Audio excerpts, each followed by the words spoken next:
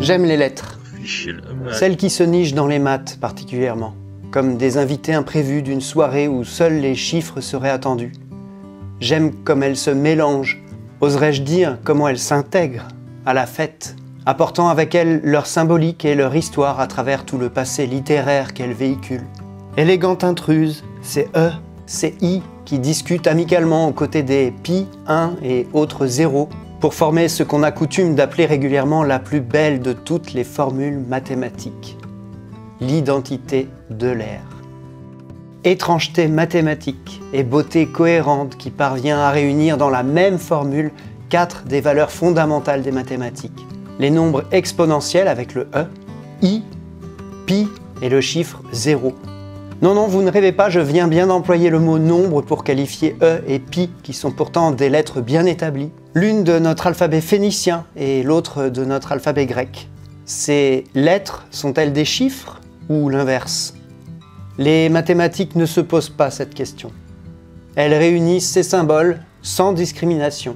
Ici, finit la science, finit la littérature. Ici, on se mélange, on s'assemble astucieusement, on se combine sans jugement. Et tout cela dans le seul et unique but de parvenir à un résultat mathématique, une formule, un théorème, un corollaire, un lemme. J'aime les lettres dans les mathématiques. Et parfois je me surprends à m'émerveiller devant la simplicité avec laquelle une simple lettre, T, implique tant de notions presque philosophiques. Car pour tous les physiciens, cette lettre qui symbolise le temps se retrouve dans toutes les équations du monde entier. On fait tout par rapport à cette lettre. Dans les mathématiques comme dans la vie, on a besoin du temps pour intégrer les choses. On peut dériver par rapport au temps. Ce temps qui passe et qui nous obsède toutes et tous, nos enfants qui grandissent, nos parents qui vieillissent, nos amis qui disparaissent, tout cela est contenu dans cette lettre. Ce T des matheux qui décrit tous ces événements imperturbablement, presque insensiblement. J'aime les lettres dans les mathématiques. J'aime les chiffres. Elles sont parfois des inconnus, ces fameux X qui nous font tant peur au collège. On est loin de s'en douter à cet âge, mais cette peur de l'inconnu finalement, on passera sa vie à lutter contre elle. Voilà pourquoi je les aime, ces X et ces Y. Parce qu'au fil des lignes qui se succèdent dans la résolution d'une équation, une inconnue qui nous effrayait tant au début peut souvent évoluer, se transformer, s'isoler, pour au final se révéler à nous dans sa plus grande simplicité. Ce qui n'était qu'un vulgaire 2x moins 10 égale 6, obscur et insipide il y a quelques secondes, ôtera un à un ses secrets pour se dévoiler entièrement et sans aucun phare. X égale 8. Autrement dit, j'aime les lettres dans les mathématiques parce qu'elles nous apprennent que souvent l'inconnu est plus simple et plus joli que cette bête immonde qu'on s'imaginait au départ. Mais ces lettres, je les aime tout autant lorsque, renonçant au statut d'inconnu, elles deviennent des variables. Ce N qui, au beau milieu de la lettre grecque sigma, participe à la construction d'une somme. Ce N qui va de 1 à l'infini et accepte humblement de changer, de varier sans jamais stagner, participant ainsi à pouvoir calculer des sommes, des limites, des moyennes. N'est-ce pas là le symbole d'une dévotion dont nous pourrions toutes et tous nous inspirer? Et ces lettres, je ne les admire jamais tant que lorsqu'elles symbolisent des constantes universelles. Ces lois fondamentales que l'on retrouve partout, ces principes intrinsèques à la nature elle-même. Ce fameux C, la célérité, 300 000 km par seconde, la vitesse limite indépassable dans tout l'univers. La vitesse de la lumière. Ou encore la lettre G, la constante de gravitation chère à ce cher Newton. Un G qui représente le nombre de 6,67 fois 10 puissance moins 11. Allez savoir pourquoi. Si les objets tombent de cette façon et pas d'une autre, c'est à cause de ce nombre, à cause de cette lettre G. Et que dire de H, la constante de Planck? Les constantes universelles sont des lettres. Et elles sont ni plus ni moins les règles du jeu, les lois de l'univers. Sans le G, ce sont les galaxies qui ne forment plus de planètes. Sans la constante de Coulomb, la lettre K, pas d'interaction électromagnétique, pas de chimie possible, et donc pas de vie possible. La vie dépend des lettres, rien que ça. Dans nos équations, les lettres dansent avec les chiffres une valse magnifique. Au beau milieu du reste du monde, elles tournent au rythme des lignes de code et se dégagent de leur envolée des E égale MC2, des F égale MA qui décrivent si bien la nature qui nous entoure. Ma rêverie atteint son point culminant lorsque je réalise que ce fameux monde que ces lettres décrivent si bien, nous en faisons nous-mêmes partie. En d'autres termes, nous sommes une partie d'elles. Voilà pourquoi dans le monde des mathématiques ou ailleurs, j'aime les lettres. J'aime les chiffres, les chiffres.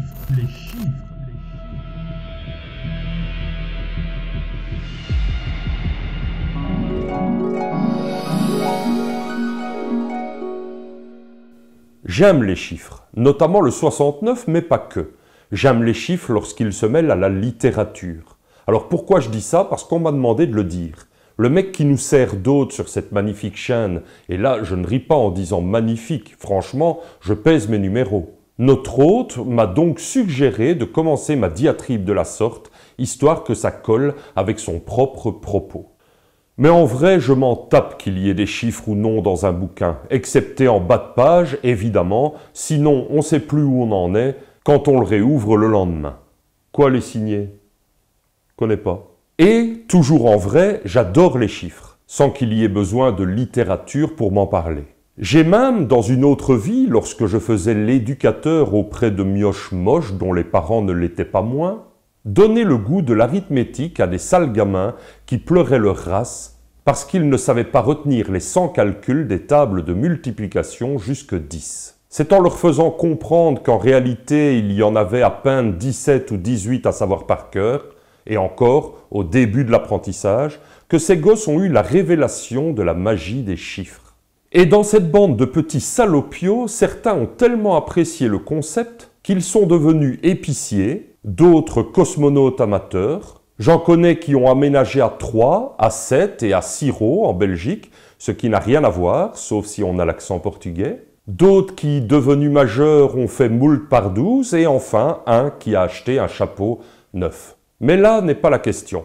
J'aime les chiffres, sincèrement. Je vous en donnerai la véritable raison dans ma conclusion. Et en littérature, puisque je me dois d'évoquer la question, j'ai eu ma part de mathématiques. Déjà, le saviez-tu, dans la plus haute antiquité, les mathématiques et la philosophie n'étaient qu'une seule et même matière. Il parvenait, les directeurs d'école, à casser la tête des pauvres élèves qui n'avaient même pas encore Subway Surfers pour se détendre 6 heures par jour, avec un seul cours efficace. Forcément qu'il ne s'agissait que d'une seule et même matière, puisque les deux disciplines tentent d'expliquer le fonctionnement du monde. Platon aurait même dit que sans les mathématiques, il n'y aurait pas eu de philosophie. À moins que ça soit Descartes, à moins que ça soit Spinoza, à moins que ce soit l'inverse, que les mathématiques n'auraient jamais existé sans la philo. Je ne sais pas. Ah, vous m'embrouillez avec vos chiffres, là. Une chose est certaine, et ce n'est pas pour énerver l'hôte matador, mais pour expliquer les maths, il est nécessaire de faire un peu appel à la langue, française en l'occurrence dans nos contrées. Par contre, hormis pour comptabiliser les pages, pardon, mais les mathématiques sont aussi utiles à la littérature qu'une étude scientifique l'est à un woke. C'est pas pour la ramener, mais les chiffres sont nettement inférieurs aux mots. Les chiffres, c'est le capitalisme, les fins de mois difficiles, le temps qui s'écoule, l'âge des enfants qui grandissent à fond les ballons, ma tension artérielle et le prix des énergies qu'on se demande comment on va faire pour aller au ski. A contrario, la littérature, c'est la communication, c'est un bon livre quand on n'a plus rien à bouffer, c'est le temps qui passe mais doucement. C'est l'enfant qui joue éternellement dans nos cœurs. C'est le docteur qui me rassure parce qu'il n'y a pas que la tension artérielle dans la vie, bon sang. Inutile de vous en faire du mauvais. C'est vivre d'amour et d'eau fraîche. Et puis surtout, comme vous pouvez le constater, c'est la possibilité d'être de mauvaise foi sans qu'on ne s'en rende compte parce que les mots utilisés sont beaux et l'ensemble poétique.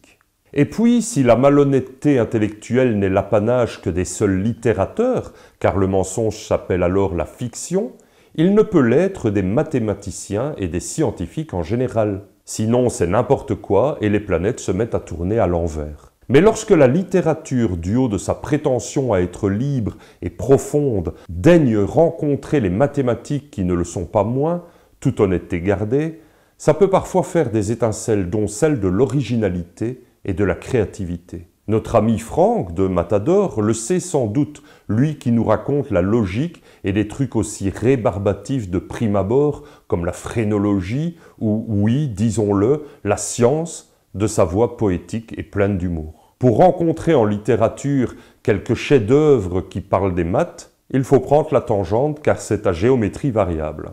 Mais ils existent ces chefs-d'œuvre. C'est le cas de Le Grand Roman des maths, par exemple, sorti en 2016, où Michael Launay nous refait l'histoire des mathématiques en partant du moment où un homme préhistorique bas de plafond, mais pas tant que ça, réussit à ne plus dessiner qu'un bison sur les parois de sa grotte et de l'affubler d'autant de bâtonnets que ses copains chasseurs n'en avaient tué, plutôt que de perdre son temps à en croquer 27. Du cerveau d'un Cro-Magnon ou de je ne sais quoi, je ne suis pas très archéologue, est sortie alors la représentation abstraite d'une réalité tangible, bref, les mathématiques. C'est le cas également de Marcus du Sautoy, qui, en plus d'avoir un nom de candidat à la guillotine, nous raconte la fabuleuse histoire des nombres premiers qui donnent des cheveux gris depuis des générations à des générations de crânes dégarnis dans son livre intitulé poétiquement « La symphonie des nombres premiers », à lire également d'urgence. Mais si vraiment vous ne devez en lire qu'un,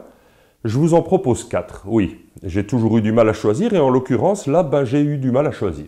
David Berlinski avec La vie rêvée des maths qui poussera votre connaissance des mathématiques un peu plus loin que le bout de votre nez tout en offrant un récit passionnant. C'est un livre qui prouve, bon sang de bonsoir, qu'on peut très bien se passionner pour des trucs d'ingénieurs poussiéreux tout en ayant de l'humour et du charme. Et puis, bien sûr, je me devais de vous parler de Denis Gwetch, du regretté Denis Gwetch, et de ces 3 livres qui m'ont changé pour toujours tellement ils étaient drôles, oniriques et pourtant rigoureux dans le propos. Rien que les titres déjà. Le théorème du perroquet, qui est écrit comme une enquête policière mathématique. Le maître du monde, qui raconte l'évolution du système métrique français au fil des siècles.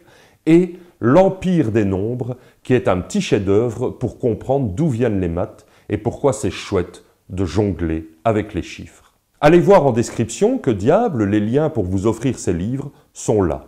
Et donc voilà, j'aime les chiffres tout court, même quand ils sont longs au point qu'ils en deviennent des nombres.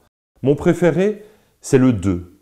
2 comme le couple, 2 comme l'amour, parce que tout ce que nous faisons dans la vie, c'est pour séduire quelqu'un. Le reste n'est que littérature. À bientôt. Tout ce que nous faisons dans la vie, c'est pour séduire quelqu'un. J'ajouterai à la belle citation de Gontran que tout ce que nous faisons dans la vie, c'est pour faire plaisir à quelqu'un. Or, vous n'êtes pas sans savoir que dans quelques semaines, les fêtes de fin d'année nous donneront l'occasion de faire plaisir autour de nous, avec des cadeaux. Eh bien, sachez que si vous avez découvert Gontran dans cette vidéo et que vous avez aimé sa verve, sachez qu'il a produit un calendrier que je vous recommande vivement. C'est un super cadeau si vous manquez d'idées, et d'ailleurs, même si vous ne manquez pas d'idées, c'est certainement une meilleure idée que celle dont vous ne manquez pas. Celle dont vous ne manquez pas. Bref, allez lui filer un petit coup de main en commandant son calendrier, c'est pas cher, c'est vraiment de qualité. Et tant qu'on y est, allez voir sur sa chaîne Gontran H, allez vous abonner et laissez-lui un petit message de ma part. Quant à moi, j'espère que cette petite vidéo à la croisée des chemins entre les chiffres et les lettres vous aura plu. Je profite de cette petite fenêtre pour vous remercier de vous abonner si nombreux depuis ces derniers mois. Ça fait chaud au cœur. Je vous donne rendez-vous très vite pour une prochaine vidéo. Merci de votre fidélité. Ciao!